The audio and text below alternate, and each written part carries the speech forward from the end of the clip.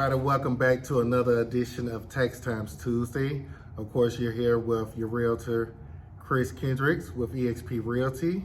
And of course, I'm here with Deontaye Derrico of Morelifetaxgroup. So Deontaye, let's go ahead and get into it and talk about tax time again. And let's talk about as far as choosing your tax professional. Okay, that's a good question. I know that's an interesting topic. A lot of people going around, talking about how to choose a tax preparer. Me personally, I think you should choose someone, for one, that's, reputable, someone that you can trust, because they're going to be dealing with your personal information. Other than that, there are a few certifications that tax preparers can have, although the basic requirement is just a P10. But there's also different levels, different skill levels to tax preparers. So just to start, as far as credentials, you could have someone who, just has a P10 and they're, they sign up for the P10 and they're pretty much able to file taxes on your behalf. So, that's someone that you can trust and can handle your situation, then, a P10 holder could be a good option for you. After that, you have what we call an EA. That's an enrolled agent. That person has to complete, I think it's 72 hours of continuing education every 3 years. And that just means that person has to take different classes that are approved by the government to keep them up to date on new tax laws and changes to the tax code. The next certification would be a CPA. That's a certified public accountant. Now that person would have, a lot more skill and expertise than an EA, since they would have to hold a bachelor's degree in accounting or a similar major to meet the coursework. They also have to pass the CPA examination, which is normally like an 18-month process. And they're also certified to work with publicly traded companies. So companies that trade stock on the stock market, CPAs can do work for them, businesses and individuals. And then the third one would be an attorney. Attorneys, they also have credentials as, to sign off on a return as tax preparers as well. So those three credentials are able to represent you before the IRS if there's any type of correspondence or audit necessary. However, you could allow, anyone else to speak with the IRS on your behalf as well. All right, good. So it definitely seems like there's different levels of people that are able to take care of your tax preparations for you on your behalf. And it just all depends on what your needs are, but you can always vet that person. But tell me this, now with all that being said, why would somebody want to use Deontaye Derrico and More Life Accounting to be their tax preparer? But that's a good question. To go back to the point, you do want to choose a professional. So, if I'm someone that you know or that you trust, I definitely could be of great service. I look at it as, accounting is my skill set.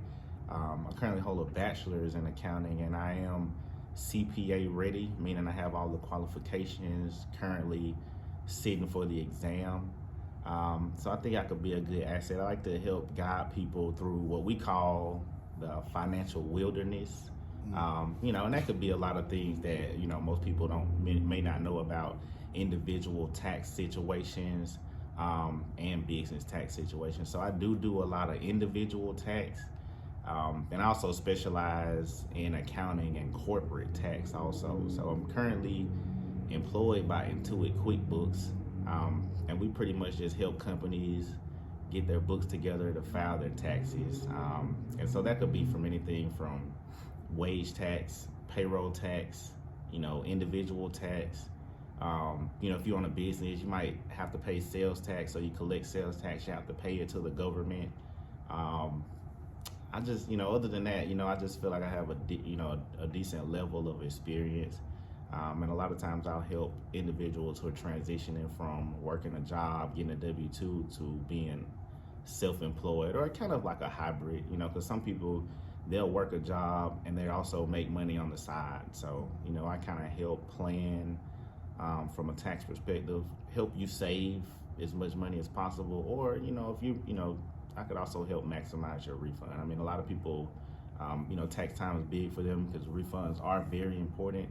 and it's money that that the government puts out there for us to stimulate the economy, and also just to kind of help lower income families bridge the gap in their income. All right, so that was definitely some great information that you provided here for us, letting us know that not only will you be able to keep the books for us throughout the whole year as an accountant role, but also in a tax preparer role, you're able to go ahead and take care of those needs here for us and also give us some financial counseling as well to let us know what we can do to better maximize the returns that we're getting. So with that being said, I know, hey, this year is going by so fast. We're actually about to go into March. Could you let everybody know when is the last day to file taxes or the deadlines? Yeah, sure. Currently, the deadline for individuals would be April the 15th. And for corporations, that's going to be March 15th. But, if there's a situation where, you may not make the deadline or you might be pushing it, you might want to consult, with your accountant, with your tax professional. An extension is always an option. You can get an extension to file. But the later you pay, you might incur penalties if you owe. But again, the best way to file late is to file an extension. That way you can try to avoid at least the failure to file penalty. Awesome. Well, thank you once again. It was, of course, another day of some great information here for us and also keeping us up to date with those timelines. And guys, like I always say, if you need somebody who's going to be able to do your books for you or also make sure they prepare your taxes, go ahead and reach out to Deontaye Derrico. He's always here ready to help.